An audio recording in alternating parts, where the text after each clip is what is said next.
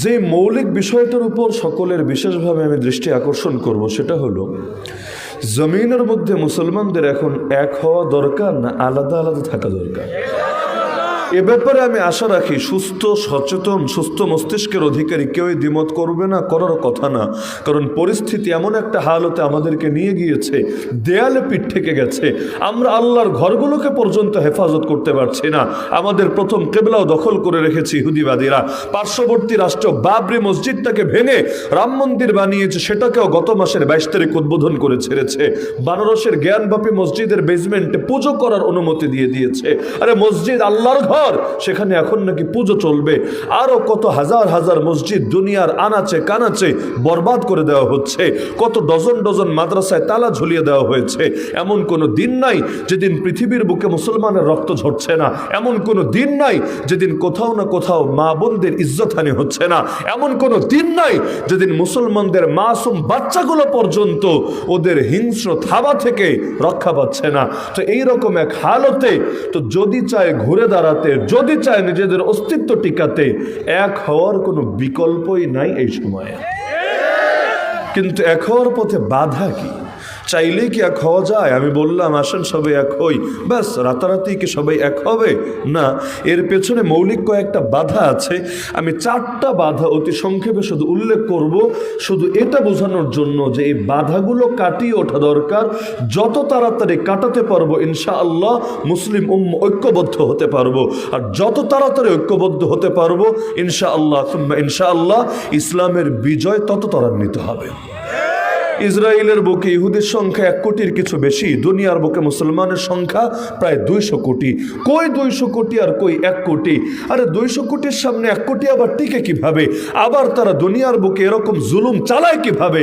তার মানে 200 কোটি মুসলমান আজও যদি একযোগে একবার ময়দানে নামতে পারে, দুনিয়ার কোনো শক্তি নেই যা মুসলমানদেরকে দমিয়ে রাখতে পারে।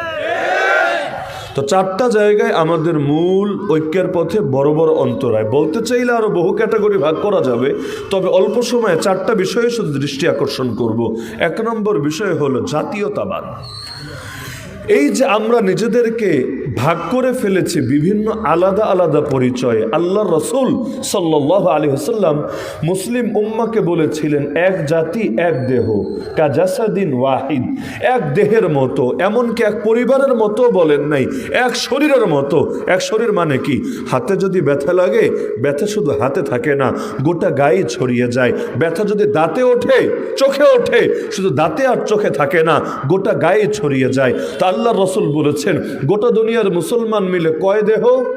এক দেহের মতো। তার মানে এই দেশের হোক আর আমেরিকার হোক, আফগানের হোক আর তুরস্কের হোক, মিডল ইস্টের হোক আর ইস্ট ওয়েস্ট, যেখানেরই হোক না কেন, যারাই আল্লাহকে রব বলবে, মুহাম্মদ সাল্লাল্লাহু আলাইহি সাল্লামকে নবী এবং রাসূল বলবে, কাবাকে কিবলা বলবে, কোরআনকে ধর্মগ্রন্থ বলবে, তারা সকলে এক জাতি এক দেহ হয়ে দুনিয়াতে বাঁচবে। এমনকি তাদের পরিচয় কি হবে সেটা আল্লাহ বলেছেন কোরআনে, ওয়ামান আহসানু কাওলাম মিম্মান দাআ ইলাল্লাহ ওয়া আমিলা সালিহা ওয়া ক্বালা ইন্নানি মিনাল মুসলিমিন। আল্লাহ বলেছেন তাদের পরিচয় এটাই হয়, তারা বলে আমরা মুসলিম উম্মার একজন, আমি এটা, আমি সেটা, তুমি ওটা, সে সেটা না, বরং সব পরিচয় পরে, মুসলিম পরিচয় সবার আগে। ঐক্যের ভিত্তি হবে এই ইসলামী পরিচয়, বা অন্য ভাষায় বললে ইসলামী এবং ঈমানি জাতীয়তা। বাকি যত জাতীয়তার ভিত্তি আছে এই সবগুলো পরে ঈমান আর ইসলামের ভিত্তিতে গড়ে উঠবে যে জাতীয়তা, সেটা সবার আগে। কিন্তু এই জাতীয়তাবাদ এসে আমাদেরকে শেখাচ্ছে একই ভূমিতে যারা জন্ম নিল, একই কাঁটাতারের বেড়ার মধ্যে যাদের অবস্থান হলো, তারা মুসলিম হোক অমুসলিম হোক, আস্তিক হোক নাস্তিক হোক, আশেকে রাসূল হোক আর সাতেমে রাসূল হোক, তারা ভাই ভাই, তারা একজন আরেকজনের আপন। আর এই মাটির বাইরে যারা আছে, কাঁটাতারের ওপারে যারা আছে, যত বড় আল্লাহর ওলি হোক না কেন, তারা আমাদের আপন না, তারা আমাদের পর। ফিলিস্তিনে মাইর খেলে খাবে, ওখানকার 2.3 মিলিয়ন লোক এটা হ্যান্ডেল করবে, তাদের ইস্যু তারা বুঝবে। আর আমার নাক গলানোর কি আছে? আমার দেশে তো কিছু হয় নাই, তাহলে কখন আমরা প্রতিবাদে ফেটে পড়ব? যখন আমার দেশের কোথাও, সেটা হোক রাজশাহী, হোক রংপুর, হোক বরিশাল, হোক চিটাগাং, এখানে যদি কিছু হয় তখন আমরা মাঠে নামবো। এই যে আল্লাহর রাসূল গোটা দুনিয়াকে একটা জাতীয়তার ভিত্তিতে আবদ্ধ করেছিলেন, অথচ নিজেরা আমরা কাঁটাতারের বেড়ার মাঝে গায়ের রংকে কেন্দ্র করে, মুখের ভাষাকে কেন্দ্র করে আরো কত জাতি নিজেরা বানিয়ে নিয়েছি। এখন সেই ইসলামের অনুসারী কেউ যদি মরতে থাকে তাতে আমার আফসোস হয় না, আর এই মাটিতে থাকা কোনো কাফেরের গায়েও যদি টোকা লাগে তবু আমার দিলের দুঃখই আর ঘুচে না। তাহলে মূল আদর্শ কি আছে, না আদর্শ নষ্ট হয়ে গেছে? আল্লাহর রাসূল দিয়ে গেলেন কি, আর আমরা হলাম কি? আল্লাহর রাসূল আন্তর্জাতিক নবী, আমরা আন্তর্জাতিক নবীর আন্তর্জাতিক উম্মাহ, এটাই তো হওয়া দরকার ছিল বাস্তবতা। কিন্তু আমরা হয়ে গিয়েছি জাতীয়, আন্তর্জাতিক না, আমরা লোকাল হয়ে গেছি, ন্যাশনাল হয়ে গিয়েছি, ইন্টারন্যাশনাল হতে পারি নাই। গ্লোবাল ভিউ, গ্লোবাল কোনো প্ল্যানিংও আমাদের মাথায় থাকে না। এমনকি দিন কায়েমের কথাও যদি বলি তাহলে চিন্তা থাকে শুধু এতটুকু নিয়ে যে এর মাঝে আমাকে দিন কায়েম করতে হবে। অথচ কোরআন বলছে তোমাদেরকে শ্রেষ্ঠত্ব কেন দেওয়া হয়েছে জানো? উখরিজাত লিন-নাস, এক নম্বর কারণই হলো তোমাদেরকে বের করা হয়েছে সমগ্র বিশ্বের মানুষের জন্য। তাহলে এক নম্বরে যদি চান দুনিয়ার মধ্যে ইসলামের ইজ্জত ফিরাতে, তাহলে সব পরিচয় পরে ইসলামী পরিচয় রাখতে হবে সবার আগে। যারাই নিজেদেরকে মুসলমান বলবে সবাইকে এক জাতি এক দেহ মনে করতে হবে। এখন মুসলমানদের দেশই আছে 57টা, অথচ আল্লাহ রসুলের জামানা দেখেন, খোলাফায়ে রাশেদিনের জামানা দেখেন, এর পরবর্তী সাহাবী তাবেঈদের জামানা দেখেন, ওই সময় পর্যন্ত মুসলমানদের এলাকা যত বড়ই হোক না কেন, যেমন ওমর রাদিয়াল্লাহু আনহুকে কি বলেন?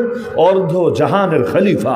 তো ওমরকে যদি বলেন অর্ধজাহানের খলিফা, এরপর তো রাজত্ব আরো বেড়েছে আলহামদুলিল্লাহ। তো এরিয়া যতই বড় হোক না কেন, এক দুনিয়া, এক খেলাফত, এক খলিফা, এক নেতা, এক নেতৃত্ব, সেই এক নেতৃত্বের অধীনে সকলে এক জাতি এক দেহ, ব্যাস বিশ্ব মুসলিমের ঐক্য। তাহলে জাতীয়তাবাদ যদি দুনিয়ার বুকে থাকে, আমাদের ঐক্য হবে নাকি অনৈক্যই থাকবে? ঐক্য হবে না। দুনিয়াতে ঐক্য হওয়ার জন্য যেমন খলিফা, এক দুনিয়ায় কয়জন থাকে? নাকি আলাদা আলাদা হয়? মৌলভীবাজারের খলিফা অমুক, হবিগঞ্জের খলিফা অমুক, বাংলাদেশের খলিফা অমুক, আফগানিস্তানের খলিফা অমুক। খলিফা বুঝেন তো? ওই দর্জি যারা কাপড় বানায়। খলিফা মানে এটা আমিরুল মুমিনিন, ইমামুল মুসলিমিন, সারা দুনিয়ার মুসলমানদের কেন্দ্রীয় নেতা, মূল কমান্ড থাকে কয়জনের হাতে? একজনের হাতে। তো এক দুনিয়া এক খলিফা হয়, তো এটাকে জাতীয়তাবাদ থাকলে হবে? জিন্দেগিতেও না। এই যে প্রায় 4 মাস ধরে মাইর খাচ্ছে আমাদের ফিলিস্তিনি মজলুম ভাই বোনেরা, 75 বছর ধরে তো আম জুলুম চলছেই।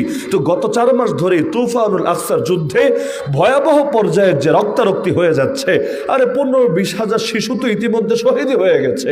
বড় মানুষের হিসাব তো এর চাইতে আরো বেশি। কোন দেশটা তাদের পাশে গিয়ে দাঁড়িয়েছে? কোন মুসলিম কান্ট্রির আর্মিরা তাদের পক্ষ হয়ে যুদ্ধ করেছে? কেউ দাঁড়ায় নাই পাশে। মূল কারণ কি জানেন? মূল কারণ জাতীয়তাবাদ, আর কিছু না। আমি তো ভালো আছি, ও খারাপ থাকলে থাকবে। তাহলে জাতীয়তাবাদ যতদিন থাকবে, ঐক্যের স্বপ্নই থাকবে। 200 কোটি মুসলমান জীবনেও পারবে না ঐক্যবদ্ধ হতে এই জাতীয়তাবাদ জিন্দা থাকলে। 2 নম্বরে গণতান্ত্রিক রাজনীতি। যদিও এর ফজিলত বললে বহুত বলা যাবে, কিন্তু প্রতিটা জিনিসের ভালো দিকও যেমন থাকে, খারাপ দিকও থাকে। এর ফজিলততে আমেরিকারে জিজ্ঞেস করেন, আমেরিকা আপনারা শোনায় দিবে। কিন্তু ক্ষতিকর যে দিকগুলো আছে, এর মধ্যে অন্যতম দিক হলো এক দেশের সব মুসলমানকে এক থাকতে দেয় না, আলাদা আলাদা করে ছাড়ে। আপনি এই দল, আমি এই দল, সে ওই দল। হ্যাঁ, তাও যদি এটা জাস্ট একটা পরিচয় হতো, যেমন আমি, আমার বাড়ি সিলেট, আপনার বাড়ি চিটাগাং, তাতে কি? আমি যখন শুনবো আপনার বাড়ি চিটাগাং, আমার কিন্তু ঘৃণা আসবে না আপনার উপর। আবার আপনি যখন শুনবেন আমার বাড়ি সিলেট, এটাও ঘৃণা আসবে না আপনার উপর। এটা জাস্ট একটা ভৌগোলিক পরিচয়, নৃতাত্ত্বিক পরিচয়, আমার ঠিকানা। এটা আমার ধর্ম না, এটা আমার আদর্শ না। সিলেটি হওয়া এটা কি ধর্ম না পরিচয়? তো এটাকে যদি পরিচয়ের জায়গায় রাখতে দোষ ছিল না, তো পরিচয়ের জায়গায় রাখে না। আমি এক দল করি, আপনি আরেক দল করেন। আপনি মরলে আমি খুশি, আমি মরলে আপনি খুশি। আমার সারা জীবনের ধান্দাই কিভাবে আপনাকে বিপদে ফেলা যায়, আপনার ক্ষতি করা যায়, আর আপনার ধান্দা কিভাবে আমার লাথি মেরে সরানো যায়, কিক আউট করা যায়। তো এই যে একজন আরেকজনের পেছনে যখন লেগে থাকবে, কাফের মুশরিক আর নাস্তিক বেঈমানকে নিয়ে কে ফিকির করবে? আরে মুসলমান এক দেহ হওয়ার পর একাংশ যখন আরেকাংশের দুশ্মন হবে, ওদেরকে দমাতে কাফের মুশরিক লাগবে না, ওরা নিজেরাই নিজেদেরকে দমিয়ে ছাড়বে। তাহলে এই যে এত এত দল, এগুলোর ফায়দা কি? একদিকে বলবে বাক স্বাধীনতা, একদিকে বলবে এর দ্বারা সাম্যের চর্চা। আরে ঘোড়ার ডিমের বাক স্বাধীনতা, যে বাক স্বাধীনতা ওমরের জামানায় ছিল, ওই বাক স্বাধীনতা আজকে জামানায় কে এনে দেখাতে পারবে? ওমরের জামানা তো গণতন্ত্রের জামানা না, খেলাফতের রাশেদার জামানা। কিন্তু ওমর দাঁড়িয়ে খুতবা দিচ্ছে, গ্রামের এক সাধারণ মানুষ দাঁড়িয়ে বলছে, আমিরুল মুমিনিন, আমার প্রশ্ন আছে, আগে আমার প্রশ্নের জবাব দিতে হবে, তারপর খুতবা কন্টিনিউ করতে হবে। অন্যরা ভয় পেয়ে গেছে, ওর কল্লা মনে হয় আস্ত থাকবে না, এখনই এক তরবারির কোপ দিয়ে ওর কল্লাই উড়িয়ে দিবে। কারণ অমর তো অমর, যাকে দেখলে শয়তান পর্যন্ত এক রাস্তা ছেড়ে আরেক রাস্তায় ভাগে। তো জিন শয়তানেই যারা ডরায়, মানুষ শয়তানগুলোর অবস্থা তাহলে কি হবে? সবাই ভয় পেয়ে গেছে। কিন্তু আমিরুল মুমিনিন ঠান্ডা মাথায় বললেন, আচ্ছা তোমার কি প্রশ্ন, তুমি বলে ফেলো। বলল কি? অদ্ভুত কথা, ইয়া আমিরুল মুমিনিন, আমাদের সবাইকে বাইতুল মাল থেকে, বাইতুল মাল বুঝেন তো, ইসলামী রাষ্ট্রের আর্থিক কোষাগার, আমাদের সবাইকে একটা করে চাদর দিয়েছেন বাইতুল মাল থেকে। আপনার গায়ে দুটো চাদর দেখা যাচ্ছে, অতিরিক্ত একটা চাদর নেওয়ার অধিকার কে দিয়েছে? খালি একটা চাদর কয় টাকা দাম? আজকের জামানায় যা কিছু চলে এগুলো নিয়ে খালি প্রশ্ন তুলে দেখেন না, এমনকি ফেসবুকে একটা পোস্টার কমেন্ট করে দেখেন না, পোস্ট কমেন্ট করতে দেরি হবে, আইসিটি মামলা খেতে দেরি হবে না। কত মানুষ বছরের পর বছর কারাগারে পড়ে থাকে খালি প্রশ্ন ওঠানোর কারণে। প্রশ্ন, আরে কিসের বাক স্বাধীনতা? একজন আলেম বললে দুঃখে ইন্না লিল্লাহ বলা যায় না, ইন্না লিল্লাহ বললেও কিক আউট করে বের করে দেয়। এমনকি এই দুঃখের কারণে যদি তাদেরকেও মরে আলহামদুলিল্লাহ বলে, এতেও নিয়ে আবার জেলখানায় ভরে রাখে। এমনকি দোয়া করে, আর দোয়ায় দুইজন আমিন বলে, যে দোয়া করেছে সেও জেলে, যারা আমিন বলেছে তারাও জেলে। এগুলোর নাম বুঝি বাক স্বাধীনতা? কয়টা প্রশ্ন তুলতে পারবেন আপনি? এমনকি বলে দেয়, হুজুর কথা বলবেন আসমানের উপরে আর কথা বলবেন মাটির নিচে, মানে আসমানের উপরেরটা বলেন, মাটির নিচেরটা বলেন, সমস্যা নাই, তো মাঝখানেরটা কি তোর বাপে বলবে? হুজুর খালি উপরেরটা আর নিচেরটা বলবে। হ্যাঁ, উপরের নিচেরটা বলা দরকার আছে, তো মাঝখানেরটা কোন বাবাজির জন্য রেখে দিবে? যেখানে কোরআন হাদিসের কথা হবে না, ওখানেই তো শয়তান এসে তার ভাগ বসাবে। তাহলে বললে তো সবই বলা লাগবে। বললে বান্দা বেজার, আল্লাহ খুশি, না বললে বান্দা খুশি, আল্লাহ বেজার। আরে বান্দা খুশি হলে কি আর বেজার হলে কি? এই বান্দাকে আমার কবরে আলো জ্বালাবে, এই বান্দাকে কিয়ামতে ডান হাতে আমলনামা দেবে, এই বান্দাকে মিজানে নেকের পাল্লা ভারী করে দেবে, এই বান্দাকে আরশে আজিমের নিচে ছায়ার ব্যবস্থা করবে, আর এই বান্দাকে পুলসিরাতের পোল অতিক্রম করিয়ে দেবে। তো বান্দা খুশি হলেই কি, বেজার হলেই কি? আল্লাহ নবীর জামানার অধিকাংশ বান্দা নবীর উপরে তো খুশি হয় নাই, তাতে কি? নবীর গা থেকে রক্ত ঝরিয়েছে, তাতে কি? নবীকে গালি দিয়েছে, তাতে কি? কই তার আখিরাত তো বরবাদ করতে পারে নাই, আল্লাহর নিকট থেকে তার মাকাম তো সরাতে পারে নাই। তো বান্দা খুশি হলেই কি, বেজার হলেই কি? মূল তো হল আল্লাহ খুশি হওয়া। আল্লাহ আছে যার সাথে, তারা দুনিয়ার কাউকে লাগে না। তো এগুলো আবার কোন কথা? উপরেরটা চলবে, নিচেরটা চলবে, হুজুর এটা বলবেন ওটা বলবেন না। আরে আগে বল, হুজুর যা বলছে এটা কোরআন হাদিসের সাথে মিলছে নাকি মিলছে না? যদি না মিলে অবশ্যই চ্যালেঞ্জ করতে হবে, যত বড় হুজুর হোক। বৃক্ষ তোমার নাম কি, ফলে পরিচয়। আর যদি কোরআন হাদিসের সাথে মেলে, তাহলে তুই এসে মাঝখানে বাধা দেওয়ার কে রে? তার মানে তোর দুশ্মনী হুজুরের সাথে না, তোর দুশ্মনী কোরআন আর সুন্নাহর সাথে।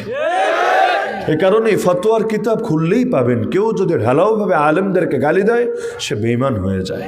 কেন? কারণ এই গালিটা গিয়ে আলেমরা যেহেতু নবীর ওয়ারিস, গিয়ে পড়ে নবীর উপর, আর নবী যেহেতু আল্লাহর প্রতিনিধি, গিয়ে পড়ে আল্লাহর উপর, তো ঈমান আর থাকবে কিভাবে? এই জামানায় হুজুররা যতক্ষণ মুখ বন্ধ রাখে খুব ভালো, খুব ভালো। এমনকি আরবিতে যদি বলে তাও ভালো। এই যে রমজানে হাফিজ সাহেব 27 দিনে, আপনাদের এলাকায় খতম তারাবি হয়তো নাকি, 27 দিনে পুরো কোরআন খতম করে দিবে, মাশাআল্লাহ, মারহাবা, নারায়ে তাকবীর, আল্লাহু আকবার, যাওয়ার সময় পকেটে হাদিয়া। কিন্তু একই কোরআনকে যদি বাংলায়, মাতৃভাষায় অথবা মণিপুরি ভাষায়, মানে যেই ভাষা যাতে বোঝে আর কি, ওই ভাষায় যদি তুলে ধরেন তাদের সামনে, মাহফিলের মঞ্চ থেকে, মসজিদের মিম্বার থেকে, দেখবেন অনেকে সহ্য হয় না। আরবিতে বললে গায়ে লাগে না, তো বাংলায় বলতে দেরি, অ্যাকশনে যেতে দেরি করে না। তার মানে কোরআনের শব্দ যেহেতু বোঝে না, তে গা লাগায় না, কিন্তু দিল থেকে কোরআনের উপর ঈমান রাখতে পারে না। তাই তো মাতৃভাষায় যখন ফুটে ওঠে, তখন ওর আসল নিকৃষ্ট রূপটাও বেরিয়ে আসে। বাস্তব মনে হচ্ছে নাকি অবাস্তব? কষ্ট পাচ্ছেন নাকি বেশি? তো এখন এই যে দলাদলি ভাগাভাগি, এই দলাদলিগুলো এক পর্যায়ে ধর্মের স্থান নিয়ে নেয়। ধর্মের ভিত্তিতে যেমন মহাব্বত আর শত্রুতা হয়, যেমন কাদিয়ানীদেরকে ভালোবাসেন আপনারা? কি কমলগঞ্জের লোকেরা বাসে মনে হয়? কেন? এখানে কি ওরা আপনার জমি দখল করেছে? আপনার ব্যক্তিগত সম্পত্তি মেরে দিয়েছে? না, এই শত্রুতা আল্লাহর জন্য। মুসলমান ভালোবাসে আল্লাহর জন্য, ঘৃণাও করে আল্লাহর জন্য। যে বেলালকে ভালোবাসে সে না বলতে পারবে আল্লাহর জন্য ভালোবাসি, কিন্তু যেই কুলাঙ্গার আবু জাহাল আর আবু লাহাবকে ভালোবাসে ও কোন মুখে বলবে আল্লাহর জন্য ভালোবাসি? তো ভালোবাসতে হয় কার জন্য? ঘৃণাও করতে হয় কার জন্য? রাসূল বলেন যে আল্লাহর জন্য ভালোবাসে, আল্লাহর জন্য ঘৃণা করে, আল্লাহর জন্য দেয়, আল্লাহর জন্য দেওয়া থেকে বিরত থাকে, সেই তার ঈমানকে পরিপূর্ণ করতে পেরেছে। মান আহাব্বা লিল্লাহি ওয়া আবগাদা লিল্লাহ ওয়া আতা লিল্লাহি ওয়া মানা লিল্লাহ ফাকাদ ইসতাকমালাল ঈমান। এমন কিছু এই হাদিসে কুদসিতে আছে, কিয়ামতের দিন আল্লাহ নিজে ডাকতে থাকবেন, আইনাল মুতাহাব্বুনা লিজালালি, আমার ওই সমস্ত বান্দাগুলো কোথায় যারা একজন আরেকজনকে ভালোবাসতে একমাত্র আমার জন্য, তোমরা সামনে আসো। আল ইয়াউমা উযিল্লুহুম ফি যিল্লি ইয়াউমা লা যিল্লা ইল্লা যিল্লি, আজ আমি তোমাদেরকে আমার ছায়া স্থান দেব যেদিন আমার ছায়া ছাড়া আর কোনো ছায়াই নাই। তাহলে এই গণতান্ত্রিক রাজনীতি এসে দুনিয়াতে ঐক্য তৈরি করছেন, অনৈক্য তৈরি করছে। প্রতিটা দেশ কোন দেশের নাম বলবেন? আলাদা আলাদা করে দেখিয়ে লাভ নাই। আমি আগেই বলেছি ফজিলত বললে বহুত বলা যাবে, কিন্তু ওটা মোল্লা মুন্সির বলা লাগবে না, ওইটা আমেরিকারে জিজ্ঞেস করলে আমেরিকায় ভালো মতো লেকচার দিয়ে দিতে পারবে। তো ফজিলত তো বহুত শুনলেন, কিন্তু ক্ষতির একটা লাইন শুনেন যে গণতান্ত্রিক রাজনীতি যতকাল থাকবে ততকাল পর্যন্ত ঐক্য হবে না, অনৈক্যই থাকবে। বলবেন তাহলে কি করতে হবে? ইসলামের রাজনীতি কেমন হবে? আর ইসলামের রাজনীতি কেমন হবে? ওইটার ইলম যে রাখে না তার রাজনীতি করতে বলেছে এটাকে। যে কোনো কাজ করতে গেলে আগে ইলম শিখতে হয়, পরে আমল করতে হয়। নামাজ পড়বেন আগে না নামাজের ইলম শিখবেন আগে? আগে নামাজ পড়লে কোন ঘোড়ার ডিমের নামাজ পড়বেন? আপনি তো জানেনই না নামাজ কিভাবে পড়তে হয়। হজের প্রশিক্ষণ নেবেন আগে না হজ করে আসবেন আগে? প্রশিক্ষণ নেবেন আগে। বাবুন আল ইলমু ক্বাবলা আল আমাল, সহিহ বুখারীতে একটা অধ্যায় শিরোনামই এটা, ইলম আগে আমল পরে, আমলের পূর্বে ইলম লাগবে। তাহলে যে যেই কাজ করবে, ধরেন আপনি চাকরি করেন, চাকরির মাসালা জানতে হবে। এই ভাই ব্যবসা করে, ব্যবসার মাসালা জানতে হবে। ওই ভাই খেতখামারি করে, খেতখামারির মাসালা জানতে হবে। ইসলাম এটাকে প্রত্যেক মুসলমানের উপর ফরজে আইন করে দিয়েছে। মাদ্রাসায় পড়া ফরজে আইন না, কিন্তু যার জন্য যেটা না জানলে ইসলামের উপর, দ্বীনের উপর চলতে পারে না, তার জন্য সেটা জানা ফরজে আইন। এতে আপনি সাধারণ হন, অসাধারণ হন, গ্রামের হন, শহরের হন, পড়ালেখা জানেন অথবা কিছুই না জানেন, কিন্তু যেটা না জানলে আখেরাত শেষ, ওইটা আপনার জানতে হবেই হবে, না হলে আপনি কবিরা গুনাহে লিপ্ত আছেন। 3 নম্বর হলো বেদাত। এই বেদাত যতদিন থাকবে ঐক্য হবে না, অনৈক্য থাকবেই থাকবে। কেন জানেন? অতীতের ধর্মগুলো পর্যন্ত বিকৃত হয়েছে বেদাতের কারণে।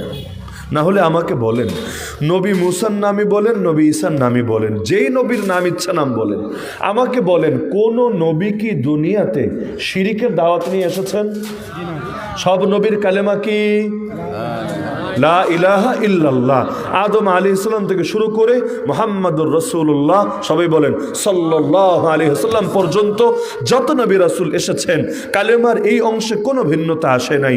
লা ইলাহা ইল্লাল্লাহ, এটা কি তাওহীদের কালিমা না শিরিকের কালিমা? তো জমিনে যত নবী এসেছেন আমাকে ক্লিয়ার ভাবে বলেন, তাওহীদ নিয়ে এসেছেন না শিরিক নিয়ে এসেছেন?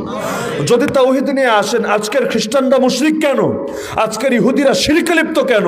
আরে তারা তো সেই নবীর নামই বলছে, তারা তো সেই নবী ঈসা, নবী মুসার নামের ব্যানারে তো লাগাচ্ছে। তো নবীর নাম যদি বলে, নবী তো শিরিক নিয়ে আসেন নাই, তারা শিরকে লিপ্ত হলো কোন দুঃখে? যেমন খ্রিস্টানরা আল্লাহর এক মানে না 3 মানে? কোরআনে বলছে ক্বালু ইন্নাল্লাহা থালিসু সালাসা, তারা বলে আল্লাহ হলো 3-এর 1, মানে ট্রিনিটি, তৃতীয়বাদে বিশ্বাসী। তাদের মতে রব হলো 3 জন মিলে একটা বোর্ড। যেমন সরকার কারে বলে? সরকার মানে একটা ব্যক্তির নামে সরকার না, এখানে একজন প্রধান আছে, সভাপতি আছে, কিন্তু একজন মিলে দল না, বরং আরো সদস্য আছে। তা আল্লাহরে রবরে বানায় ফেলেছে এরকম। একজন হলো গড, আরেকজন হলো যিশু বা নবী ঈসা মাসিহ, আর আরেকজন হলো হোলি স্পিরিট, রুহুল কুদস, পবিত্র আত্মা বা জিবরিল আমিন। এই 3 জন মিলে একটা বোর্ড, এই বোর্ডের নাম হইল রব। নাউজুবিল্লাহ বলবেন। তো এইটা কি তাওহীদ হলো না শিরিক হলো? তাহলে নবীর নাম তো বেঁচে খাচ্ছে ঠিকই, কিন্তু তাওহীদের উপর না থেকে শিরিকে থাকছে কেন? আর ওদের মতে ওরাই হবে জান্নাতি আর আমরা আপনারা জাহান্নামী। ওয়াকালাতিল ইয়াহুদ ওয়ান নাসারা নাহনু আবনাউল্লাহি ওয়া আহিব্বাউ। আল্লাহ বলেন ওরা দাবি করে, ইহুদিরাও করে, খ্রিস্টানরাও করে, আমরা আল্লাহর পুত্র আর তার প্রিয় ভাজন। আল্লাহর পুত্র কেমনে? যে ওদের মতে আগে নবী হলো আল্লাহর পুত্র, আর যেহেতু নবীরে মানে সুতরাং ওরাও নবীর ভায়া হয়ে আল্লাহর পুত্র। যেমন ইব্রাহিম আলাইহিস সালামকে আমরা পিতা বলি না, জাতির পিতা। কিভাবে? কারণ ইব্রাহিম নবীর পরে যত নবী এসেছেন সব তার বংশেই এসেছেন। ইব্রাহিম আলাইহিস সালামের দুই পুত্র, এক হলো ইসহাক আর এক হলো ইসমাইল। ইসহাক আলাইহিস সালাম থেকে শুরু করে এই যে পরবর্তীতে ঈসা আলাইহিস সালাম পর্যন্ত, তা ঈসা পর্যন্ত সকলে সেই ইসহাকের বংশে এসেছে। শুধু আমার রাসূল এসেছে নবী ইসমাইলের বংশে। আর নবী ইসমাইল বলেন, নবী ইসহাক বলেন, উভয়ের বাপের নাম নবী ইব্রাহিম আলাইহিস সালাম। তার মানে নবী ইব্রাহিমের পর যত নবী এসেছে সকল নবীর পিতা তিনি, বংশীয় পিতাই তিনি। আর নবীর পিতা যিনি, তিনি অবশ্যই আমাদেরও পিতার মতো হবেন, কোনো সন্দেহ নাই। এজন্য কোরআন বলছে মিল্লাতা আবিকুম ইব্রাহিম, তোমরা তোমাদের পিতা ইব্রাহিমের আদর্শের অনুসরণ করো। তো যে কারণে আমরা নবীর পিতা হওয়ার কারণে ইব্রাহিম আলাইহিস সালামকে বলি জাতির পিতা। ওরা এসে আল্লাহর পুত্র বানিয়েছে আগে নবী ঈসাকে, এরপর যেহেতু নবী ঈসাকে মানে এজন্য নিজেরাও সেজে বসেছে আল্লাহর পুত্র। নাউযুবিল্লাহ মিন, আল্লাহ নাকি ওদের পিতা, নাউযুবিল্লাহ মিন। এই যে জঘন্য কথাগুলো বলছে, তাহলে নবীর দাওয়াতের ভিত্তিতে বলছে না নবীর দাওয়াত ছেড়ে দিয়ে বলছে? তাহলে নাম তো বলছে নবীর, কাম উল্টাপাল্টা কিসের জন্য?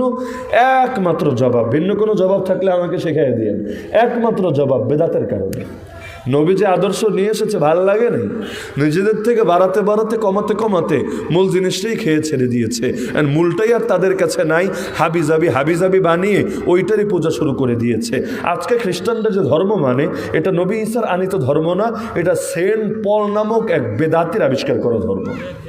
তাহলে নাম বেচে নবীর কিন্তু কাম করে আর একজনের, এরকম ভণ্ড নাই মনে হয়? মৌলভীবাজারে নাই, সিলেটে নাই, বাংলাদেশে নাই। আল্লাহ রসুল বলেন তার উম্মত ভাগ হবে কয় দলে? ৭৩ দলে। এর মধ্যে জান্নাতি কয় দল? জাহান্নামী কয় দল? জাহান্নামী মাত্র ৭২ দল, জান্নাতি ১ দল। অনেক বেশি নাকি? জান্নাতি ১ দল আর জাহান্নামী মাত্র ৭২ দল। তো এই যে ৭২ দল জাহান্নামী কিসের জন্য? নবী বলেছেন তারা আমার আর আমার সাহাবীদের আদর্শ থেকে সরে যাবে এজন্য। কারণ জান্নাতি দলের পরিচয় নবী দিয়েছেন মা আনা আলাইহি ওয়া আসহাবি, যারা নবীর আদর্শ মানে, নবীর সাহাবীদের আদর্শ মানে। তাহলে এই যে ৭৩টা দল হলো, অথচ নবী উম্মতকে রেখে গিয়েছিলেন কয় দল? ১ দল। তা নবী রেখে গেলেন ১ দল, হয়ে গেল ৭৩ দল। কেন? নবীর চাইতে কেউ 1 লাইন বেশি বুঝেছে, কেউ 2 লাইন বেশি বুঝেছে, কেউ 5 লাইন বেশি বুঝেছে। তো 1-এর উপরে যদি কেউ উঠতে চায়, যে এই ছেলেটা পরীক্ষায় 1 হয়, আমি 1 হব না, আমি ওর উপরে যাব, তো 1-এর উপরে কি যাবে? 0, আন্ডা, ঘোড়ার ডিম। 1-এর উপরে কি আছে? আছে নাকি কিছু? 1-এর উপরে তো 0 পরে না 1 শুরু হয়তো এভাবে। তো 1-এর উপরে উঠবে, 1 তার ভাল লাগে না, তো 1-এর উপরে উঠলে কি হবে? 0ই তো হবে, আর কি হবে? তো বেদাতীদের হালত হলো এমন, নবী যা দিয়েছেন ভাল লাগে না, সাহাবীদেরকে যা শিখিয়েছেন ভাল লাগে না, নিজেরা বানাতে বানাতে 1-এর উপরে লাফ মাইরা আন্ডা হয়, 0 হয়। আল্লাহ রসুল বলেন কুল্লু মুহদাসাতিন বিদআহ ওয়া কুল্লু বিদআতিন দালালা। ইসলামের নামে যা কিছু আবিষ্কার হয়, ইসলামের নামে এমন যা কিছুর আবিষ্কার হয় যেটা আল্লাহ রসুলের জামানায় যার মূল ছিল না, সেটা হলো বেদাত। আর প্রত্যেক বেদাত হলো গোমরাহি, আর প্রত্যেক গোমরাহির পরিণাম জান্নাত নাকি জাহান্নাম। তাহলে যতদিন পর্যন্ত বেদাত থাকবে ঐক্য আসবে না অনৈক্য থাকবে? তাহলে অনৈক্যরে দূর করতে চাইলে কি করতে হবে জানেন? আপনারও লাগবে না আমারটা মানা, আমারও লাগবে না আপনারটা মানা। আসেন সবাই মিলে বড় হুজুরেরটা মানি, আর কোনো ঝামেলা থাকবে না। বড় হুজুর কে? মুহাম্মদুর রাসূলুল্লাহ সাল্লাল্লাহু আলাইহি ওয়াসাল্লাম। আমাকে বলেন তার আদর্শ সবগুলোই আল্লাহ সংরক্ষণ রেখেছেন না 2-4টা হারায় গেছে? সব যদি সংরক্ষণ রাখেনি, তার চাইতে বেশি বোঝার কি দরকার পড়েছে? ইসলাম আমার কাছে আসে নাই, কোরআন আপনার উপর নাজিল হয় নাই, যার কাছে এসেছে তার চাইতে বেশি ভালো বোঝার কোনো দরকার নাই। তাহলে 3 নম্বর পয়েন্ট হলো বেদাতকে উৎখাত করতে হবে, তাওহীদ আর সুন্নাহ কায়েম করতে হবে, তবেই মুসলিম উম্মাহ আবার ঐক্যবদ্ধ হতে পারবে। না হলে দলাদলি, কোনো দলের নাম হবে কাদিয়ানি, কোনোটা শিয়া, কোনোটা মুতাজিলা, কোনোটা জাবরিয়া, কাদরিয়া, মুরজিয়া, লাদরিয়া, হাসাউইয়া, কাররামিয়া, মুশাব্বিহা, মুআত্তিলা, মুজাসসিমা, কত দল লাগবে। বলতে চাইলে মুখে ফেনা উঠবে, তো দলের নাম বলে শেষ করা যাবে না। ওই 72টা হলো মূল দল। মূল দল ভিন্ন জিনিস, শাখা দল ভিন্ন জিনিস। না হলে পেরেশান হয়েন না হুজুর, আমাদের এক মৌলভীবাজারেই তো 72-এর বেশি ভণ্ড দল আছে। বাস্তবতা তো এরকমই, প্রত্যেক এলাকায় তো 10টা-20টা করে পাওয়া যাবে। তাহলে এত দল যদি থাকে, নবী 72টা গোমরা এটা বলল কিসের জন্য? মূল কারণ হলো এগুলো মূল দল, মূল ভাইরাস। মূল দল ভিন্ন, শাখা দল ভিন্ন। যেমন আওয়ামী লীগ, বিএনপি, এগুলো হলো মূল দল। কিন্তু যুবলীগ, যুবদল, ছাত্রলীগ, ছাত্রদল, শ্রমিক লীগ, শ্রমিক দল, ওলামা লীগ, ওলামা দল, এগুলো কি? শাখা দল। তার মানে এরা যদিও বিভিন্ন ব্যানারে আলাদা, কিন্তু মূলে কি? সব এক। যেমন এক শিয়াদের মধ্যে দল কি একটা না অনেকগুলা? 12টার উপরে দল আছে। একইভাবে এক মুতাজিলার মধ্যে কত দল, এক কাদিয়ানের মধ্যেও কয়েক গ্রুপ। তো সব জায়গায় খালি গ্রুপিং গ্রুপিং সব জায়গায় চলে। আবার ওদের একজনের চোখে আরেকজন ভালো না। আমাদের চোখে যেমন নামাজ রোজা যে করে না, ও খাঁটি মুসলমান না, ভেজাল মুসলমান। একইভাবে নাস্তিকরা দেখবেন অনেকের গালি দেয়, তুই খাঁটি নাস্তিক না, তুই 2 নম্বর নাস্তিক। তার মানে ওদের আদর্শ আছে, আদর্শ থেকে যারা সরে যায় ওদের চোখে তারাও হলো ভণ্ড হয়ে যায়, তারাও নাম বেচা পাবলিক হয়ে যায়। তাহলে কারণ কয়টা বললাম? 3টা।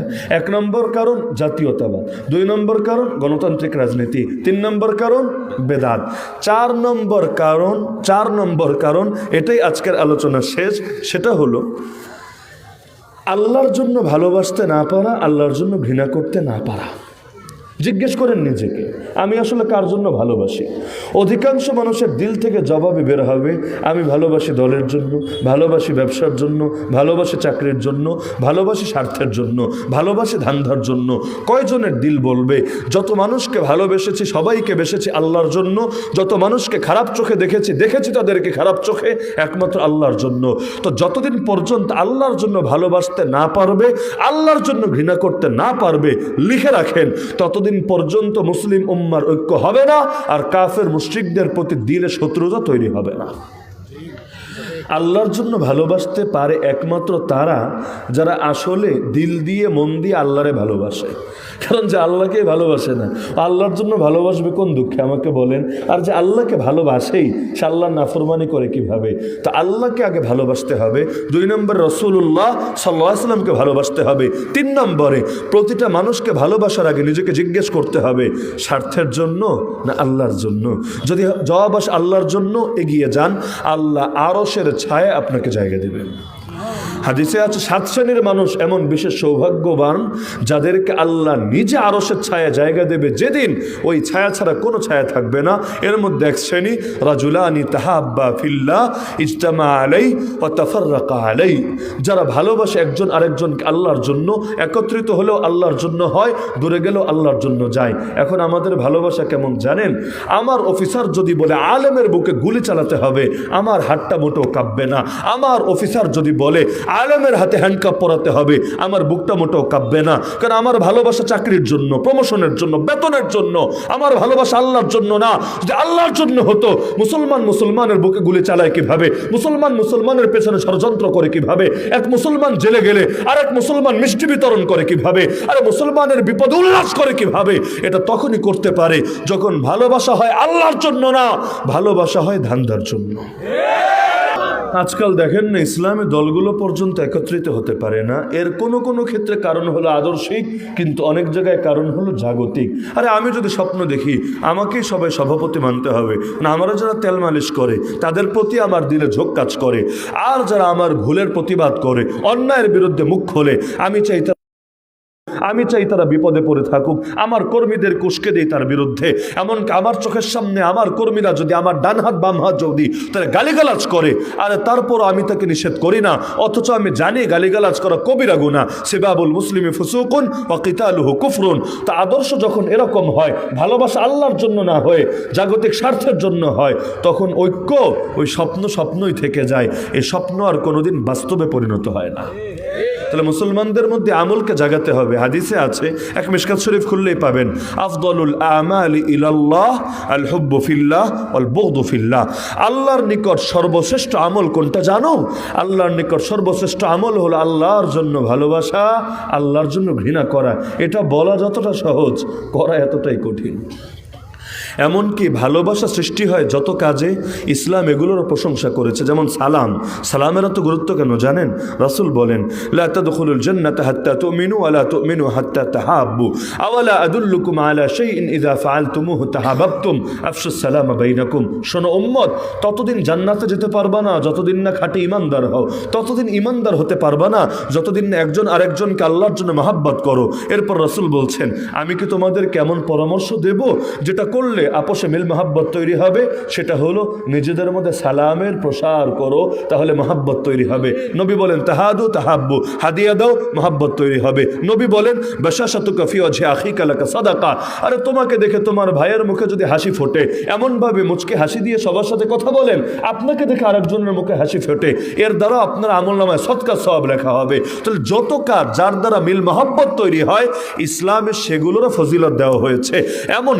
এমনকি একজন মানুষ বিপদে পড়েছে, ধরেন তার বাচ্চা মারা গিয়েছে, দোকান পড়ে গিয়েছে, আল্লাহ না করুক অন্য কোনো মুসিবত এসেছে, আল্লাহ রাসূল বলেন, মান আজ্জা মুসাবান ফালাহু মিসলু আজরিহি। এরকম বিপদগ্রস্ত ব্যক্তিকে কেউ যদি গিয়ে শুধু সান্ত্বনা দেয় আর ও বিপদে সবর করে যে সওয়াব পাবে, আল্লাহর বান্দা সান্ত্বনা দিয়ে সমান সওয়াব পাবে। শুধু সওয়াব পাবে তা না, নবী বলেন, মা মিন মুমিনিন ইউআজ্জি আখাহু ফি মুসিবা ইল্লা কাসাহু আল্লাহু মিন হুলালিল কারামাতি ইয়াউমাল কিয়ামা। যে ব্যক্তি তার কোনো ভাইকে বিপদে পড়লে সান্ত্বনা দেয়, কিয়ামতের দিন আল্লাহ তাকে সম্মানের পোশাক পরিয়ে দেবে। সম্মানের পোশাক মানে কি জাহান্নামী পোশাক না জান্নাতি পোশাক? এ ব্যাপারে তো আর কোনো ইখতিলাফের সুযোগই নাই। নিঃসন্দেহে জান্নাতি পোশাক আল্লাহ তাকে পরিয়ে দিবে, কারণ সে শুধু তার ভাইকে সান্ত্বনা দিয়েছে। সান্ত্বনা দিলেই যদি এত ফজিলত হয়, বিপদ দূর করলে কি ফজিলত হবে? নবী বলেন, আল্লাহু ফি আউনিল আবদ মা কানাল আবদু ফি আউনি আখি। আল্লাহ বান্দার সাহায্যে থাকেন ঠিক ততক্ষণ, বান্দা তার ভাইয়ের সাহায্যে থাকে যতক্ষণ। যদি আল্লাহর সাহায্য পেতে চাও, তোমার ভাইকে সাহায্য করো। এমনকি দোয়া কবুল করাতে চান, সবচাইতে সহজ টেকনিক, আরেক ভাইয়ের জন্য দোয়া করেন, ফেরেশতারা এসে আপনার জন্য আমিন আমিন বলে দিয়ে যাবে। আমি অসুস্থ কিন্তু দোয়া করছি, আল্লাহ আমার এই ভাই অসুস্থতার সুস্থতা দাও। আমি ঋণগ্রস্ত, দোয়া করছি, আল্লাহ আমার এই ভাই ঋণগ্রস্ত, তার ঋণ পরিশোধের তৌফিক দাও। আমি বলবো তার জন্য, ফেরেশতা এসে বলবে আমার জন্য। যত কাজ যার দ্বারা মিল মহব্বত তৈরি হয়। এমনকি এক সাহাবী এসে বলল, ইয়া রাসূলুল্লাহ, আমি অমুককে ভালোবাসি আল্লাহর জন্য। আল্লাহ রাসূল বলেন, তারে জানিয়েছো? বলল, না আমি জানাই নাই। বলল, তুমি জানিয়ে দাও, তাহলে ভালোবাসাটা তার দিলেও তৈরি হবে। আল্লাহ রাসূল বলেন, সহিহ হাদিস, ইযা আহাব্বার রাজুলু আখাহু ফালইউখবিরহু আন্নাহু ইউহিব্বুহু। কেউ যখন তার ভাইকে ভালোবাসে আল্লাহর জন্য, সে যাতে তাকে জানিয়ে দেয় সে তাকে ভালোবাসে আল্লাহর জন্য। তাহলে কি হবে? ধীরে ধীরে মুসলিম সমাজটা সুন্দর হবে। এমনকি আমাকে বলেন, জামাতে নামাজ পড়লে বেশি সওয়াব, একা একা বললে বেশি সওয়াব? সবাই জানেন জামাতে নামাজ পড়লে কি হয়, সবাই মিলে এক জায়গায় আসে দেখা সাক্ষাৎ হয়। মূল নিয়ম তো হলো ফরজগুলো পড়ে একসাথে, আর সুন্নত ওয়াজিব এগুলো পরে বাসায় গিয়ে আলাদা আলাদা ভাবে। কারণ ঘরে যদি টোটাল ইবাদত নাই হয়, ওই ঘর জিন আর শয়তানের আতুর ঘরে পরিণত হয়। তো ঘরেও বাঁচাতে হবে আর মসজিদেরও বাঁচাতে হবে। তো এখন ঘরকে হেফাজত করতে চাইলে ঘরেও তেলাওয়াত করা লাগবে, জিকির করা লাগবে, নামাজ পড়া লাগবে। যেমন যেই ঘরে সূরা বাকারা তেলাওয়াত হয়, ওই ঘরে শয়তান ঢুকতে পারে না। কথা উল্টান, তার মানে যেই ঘরে তেলাওয়াত হয় না, ওই ঘরে শয়তান গিয়ে ডান্স করতে থাকে, মজায় মজায় নাচতে থাকে। এমনকি রাত্রেবেলা ঘরে যখন বাসায় যাবেন মাহফিল শেষে, ঘরে ঢোকার সময় বিসমিল্লাহ বলে যদি ঢোকেন, শয়তান সারা রাত ছটফট করবে, ধুরো আমার ভাতই মেরে দিল, আজকে আমার ঢুকতেও দিল না, থাকতেও দিল না, খাইতেও দিল না। আর যদি বিসমিল্লাহ না বলে ঘরে ঢোকেন, শয়তান লাফাতে লাফাতে ঢুকবে, আরে আমার খাঁটি দোস্ত দেখি একটা, আমার ডিনারের ব্যবস্থা করেছে, আমার রাত্রে থাকার ব্যবস্থা করেছে, হোটেলের ভাড়া লাগবে না, ফ্রি অ্যাক্সেস পাওয়া গিয়েছে। তাহলে আমল না করলে কতটা লস হয়। হাই দেন না আপনারা? ওই যে হা করে যে ইয়া বড় করে হাই দেওয়ার সময় যদি আপনারা মুখে হাত দেন, দোয়া পড়েন, লা হাওলা ওয়ালা কুওয়াতা ইল্লা বিল্লাহ পড়লেন, আল্লাহ তাআলা আপনাকে ক্ষতি থেকে হেফাজত করেন। যদি না পড়েন, শয়তান এসে জিপারটা খুলে জিনিস ঢুকিয়ে হিসু করে দিবে আপনার মুখের মাঝে। এমনকি বাথরুমে গেলেন, বাথরুমে গিয়ে যাওয়ার আগে দোয়া পড়ে গেলেন না। আল্লাহ রাসূল বলেন, ফাইন্না শাইতান ইয়ালআবু বিমাকাইদি বানি আদম। আপনার শরীরের ওই নিচের সাইড নিয়ে শয়তান খেলতে থাকবে। এটাকে ক্রিকেট খেলবে না ফুটবল খেলবে, হকি খেলবে না কাবাডি খেলবে, আল্লাহ ভালো ভালো জানে, বাকিও খেলতে থাকবে। তো শয়তানের খেলার দ্বারা আপনার যে লাভ হবে না ক্ষতি হবে এটা তো বোঝাই যায়। তাহলে আমলে থাকলেই তো ফায়দা হয়। তো ঘরেও নামাজ লাগবে, মসজিদেও নামাজ লাগবে, তবে ফরজ হবে কোথায়? মসজিদে। আর সুন্নত নফল এগুলো হবে ঘরে, তবে সেই ঘরে যেখানে নামাজের পরিবেশ আছে। না হলে আবার এমন কইরেন না যে মসজিদেও পড়েন না ঘরেও পড়েন না, ঘরে গেলে আর নামাজই হয় না। নাই মামার চাইতে কানা মামা ভালো, তাহলে মসজিদে পড়েন, এটাই আপনার জন্য উত্তম হবে। তো এই যে জামাত পড়বেন, মসজিদে এসে দেখা সাক্ষাৎ হবে, মিল মহাব্বত হবে, একই কাতারে দাঁড়াবেন সোজাসুজি, আপসে মহাব্বত তৈরি হবে। তবে জুম্মা প্রত্যেক মসজিদে না, জুম্মা হবে একটা বড় জামে মসজিদে, আরও কিছু লোক একত্রিত হবে, দেখা সাক্ষাৎ হবে, মিল মহাব্বত হবে। ঈদ এটা কোনো মসজিদেই না, এটা হবে ঈদগাহে, খোলা মাঠে। আরে কয়েক জায়গা থেকে লোক আসবে, দেখা সাক্ষাৎ হবে, কথাবার্তা হবে, মিল মহাব্বত হবে, আল্লাহর কাছে দামি হবে। তো দেখেছেন যেই যেই কাজে মহাব্বত হয় ইসলাম কিভাবে সেই কাজে উৎসাহিত করে। তো বলতে চাইলে রাত পার হবে, কথা ছুটলে আবার ছুটতেই থাকবে, তো লম্বা চওড়া আলাপে না যাই। বরঞ্চ যেটা বললাম যে ঐক্যের পথে বড় একটা বাধা, আল্লাহর জন্য ভালোবাসতে না পারা, আল্লাহর জন্য ঘৃণা করতে না পারা। সব স্বার্থের ঊর্ধ্বে থাকবে আমার আল্লাহ, মনে থাকবে তো ইনশাআল্লাহ। এবার আমারে বলেন, আল্লাহকে মুসলমানদের ভালোবাসে না ঘৃণা করে? তা আল্লাহ যাকে ভালোবাসে আপনি যদি তাকে ঘৃণা করেন, আর আল্লাহ কাফেরদের ভালোবাসে না ঘৃণা করে? ঘৃণা করে। তা আল্লাহ যাকে ঘৃণা করে আপনি যদি তাদেরকে ভালোবাসেন, আপনার নাম কোন লিস্টে উঠবে এবার নিজে চিন্তা করেন। বন্ধুর বন্ধুও বন্ধু হয়, আর শত্রুর বন্ধুও শত্রু হয়ে যায়। সুতরাং সাবধান। এই চারটা কাজের কথা আমি বললাম, যদি এগুলো জিন্দা করতে পারেন ইনশাআল্লাহ সুম্মা ইনশাআল্লাহ সুম্মা ইনশাআল্লাহ আবারও মুসলিম উম্মাহ ঐক্যবদ্ধ হবে, এক এবং নেক হয়ে ময়দানে নামতে পারবে ইনশাআল্লাহ। বিজয় আমাদের পদচুম্বন করবেই করবে, কারণ আমাদের সাথে আল্লাহর সাহায্য আছে, ওদের সাথে শয়তানের সাহায্য আছে। কই রহমান আর কই শয়তান। আল্লাহ সাহায্য থাকে যার সাথে, পৃথিবীর কেউ পারে না তাকে দমিয়ে রাখতে। মনে থাকবে তো ইনশাআল্লাহ। আল্লাহ তাআলা সবাইকে তৌফিক দান করুন। আল্লাহ তাআলা মুআয ইবনে জাবাল রাদিয়াল্লাহু আনহু মাদ্রাসাকে কবুল করুন, মাদ্রাসার যাবতীয় প্রয়োজন গায়বী খাজানা থেকে পূরণ করুন। যারা দান সদকা করেছেন প্রত্যেকের দিলের নেক মাকসাদকে পূরণ করুন, আমিন।